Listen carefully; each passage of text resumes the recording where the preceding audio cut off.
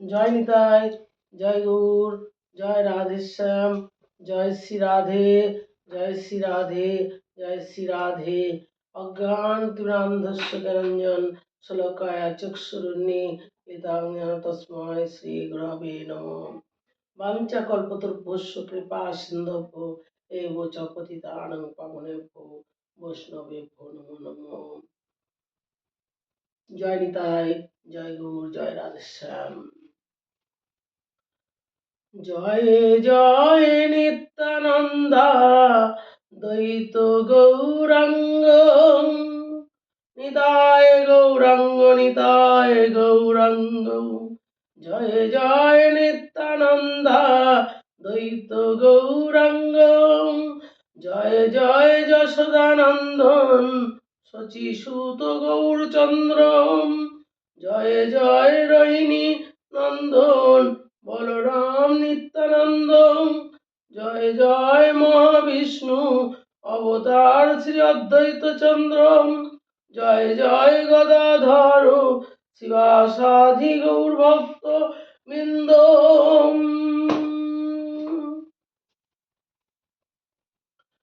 গৌর ভক্ত বৃন্দ আমার নিতায় গৌর হরি বল, নিতায় গৌর হরি বল,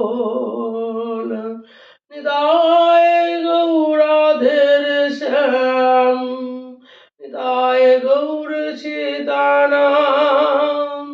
জয় শ্রী রাধে, জয় শ্রী রাধে। হে ভক্তিমতী মায়েরা, বাবারা, আপনাদের আমি শ্রীচরণে কোটি কোটি নমস্কার জানাই। আমার যত সাধু গুরু বৈষ্ণব যত আছে সবাইকে আমি কোটি কোটি চরণে নমস্কার জানাই। ইউটিউবের মাধ্যমে যে যা দেখছেন সরাসরি তাদেরকে আমি সব ভক্তদের আমি কোটি কোটি নমস্কার জানাই। জয় শ্রী রাধে, জয় শ্রী রাধে, জয় শ্রী রাধে। আমি আমি মানে মহাদেব পার্বতীর সঙ্গে আমাদের মহাদেব গল্প করছিল অমর কথা, সেটা হু হু দিচ্ছিল, যে হু হু দিয়ে আমাদের পার্বতী ঘুমিয়ে পড়েছিল। তার জন্যে পার্বতী ঘুমিয়ে পড়েছিল, তারপরের থেকে হু কে দিয়েছিল, কি হলো, এটাই আমি ভাগবত পাঠ মহিমা করব। এটা আমাদের মধুর পাঠ।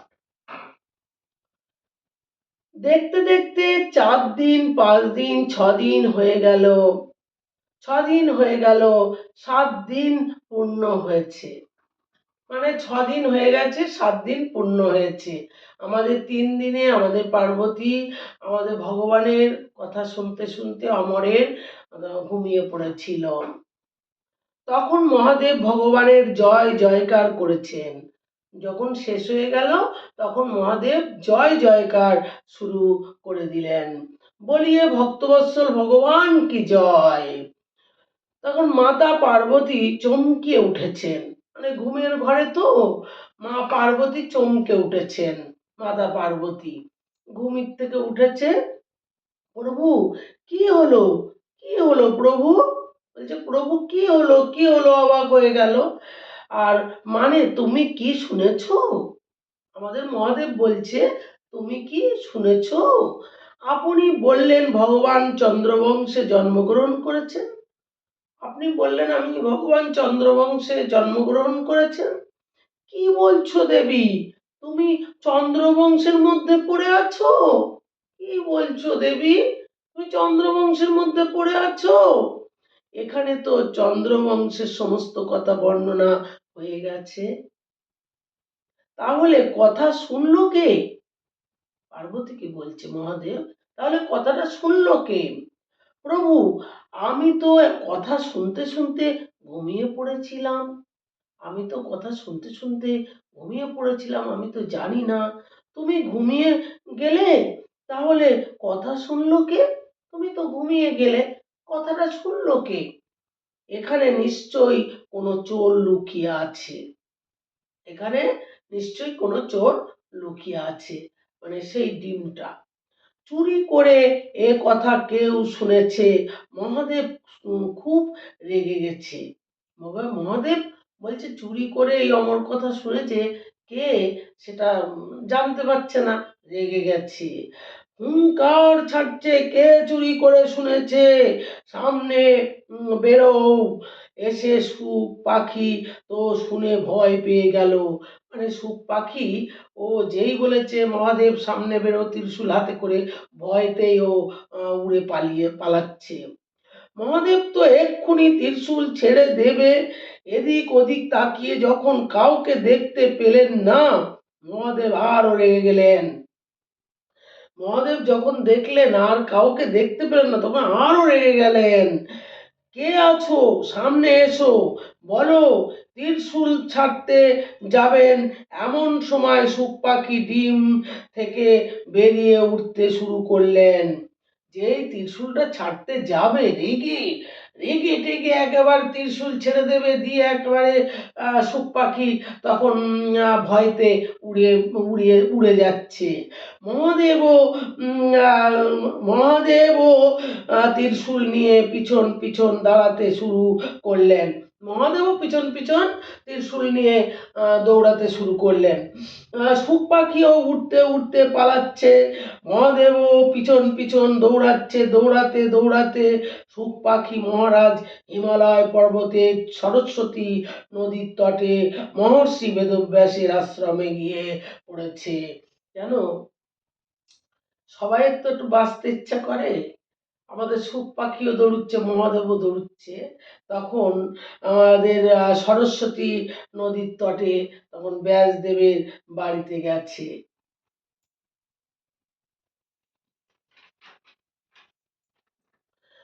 ব্যাসদেবের বাড়ি হাজির হলেন। সেই আশ্রমের মধ্যে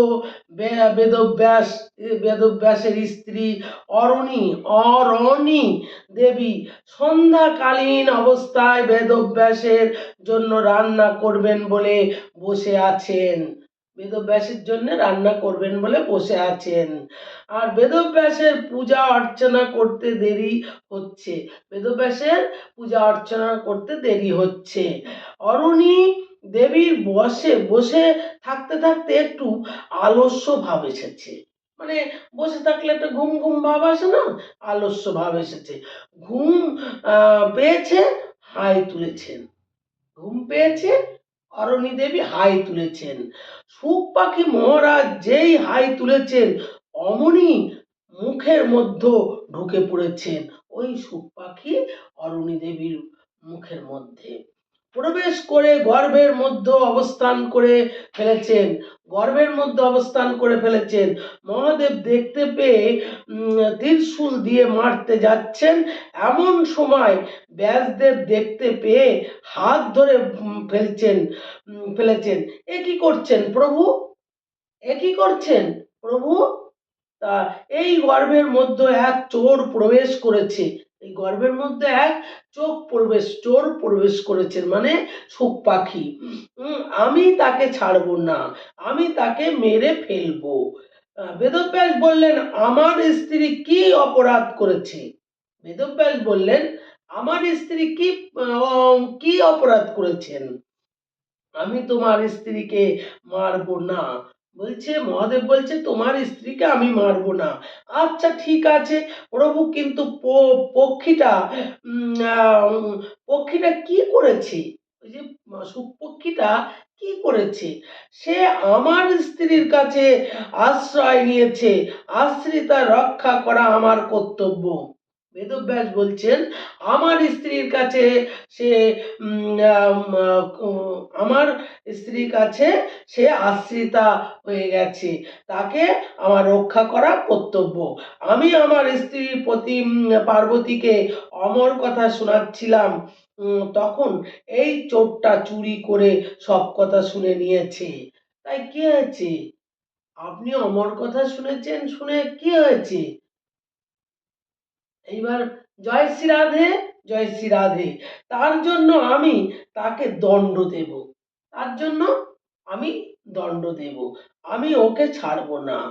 কারণ লুকিয়ে কিছু শুনলে তাকে চুরি করা বলে। লুকিয়ে কথা শুনলে তাকে চুরি করা বলে, মহাদেব বলছে ব্যাসদেবের সঙ্গে। এই জন্য ভাগবত পাঠের সময় বক্তার পিছনে বসে পাঠ শুনতে নেই। ভাগবত পাঠ করার সময় বক্তার পিছনে পাঠ শুনতে নেই। এবার বেদব্যাস বললেন, অমর কথা শুনলে কি হয়? বেদব্যাস বললেন মহাদেবকে, অমর কথা শুনলে কি হয়? মহাদেব বললেন, অমর কথা শুনলে সে অমর হয়ে যায়। মহাদেব বললেন অমর কথা শুনলে অমর হয়ে যায়। শুক পাখিটা তো অমর কথা শুনেছে, তাহলে সে তো অমর হয়ে গেছে, সে তো অমর হয়ে গেছে। ব্যাসদেব বললেন, তাহলে প্রভু আপনি তাকে মারবেন কি করে? তাকে মারবেন কি করে?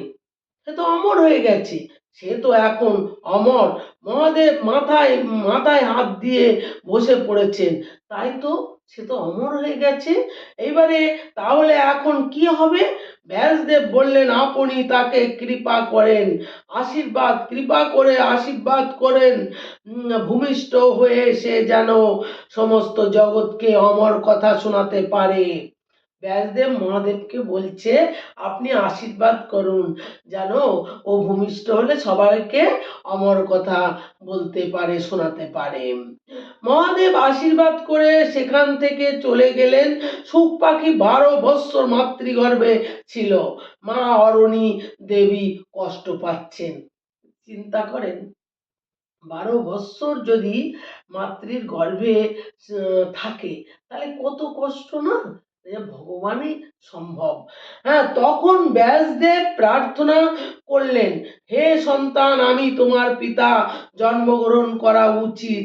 শুকদেব বললেন, হে পিতা, আমি, পাখিটির নাম কিন্তু শুকদেব। শুকদেব বললেন, হে পিতা, আমি যদি এখন জন্মগ্রহণ করি তাহলে আমি তো মাথায় পড়ে মাথায় পড়ে যাব।